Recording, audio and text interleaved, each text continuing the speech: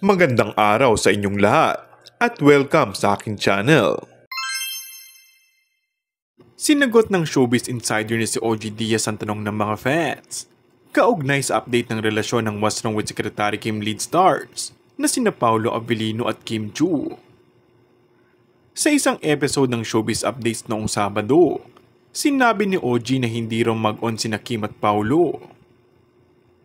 Eto na nga, yung tinatanong sa akin ng mga fans, kung sila na ba? Hindi naman po. Wala rin namang ligawang nangyari. Saad ni OG. Hindi ba totoong minsan ay nagbakasyon sila sa isang private at exclusive na island? Tanong naman ng co-host niyang si Mama Loy. Pero sabi ni OG, oo nga, syempre akala ng lahat magiging sila na. Pero hindi.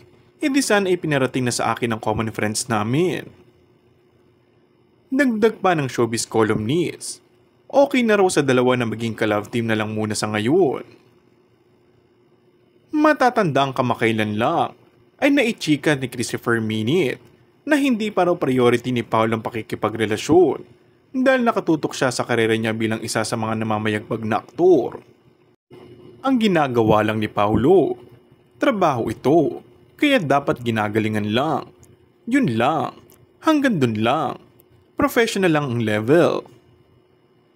Kamakailan lang din ay tila na dismaya ang ilang mga fans kay Paolo nang sumalang siya sa Luis Licence dahil tila ayaw niyang aminin ang relasyon status niya. And that's all for our today's video.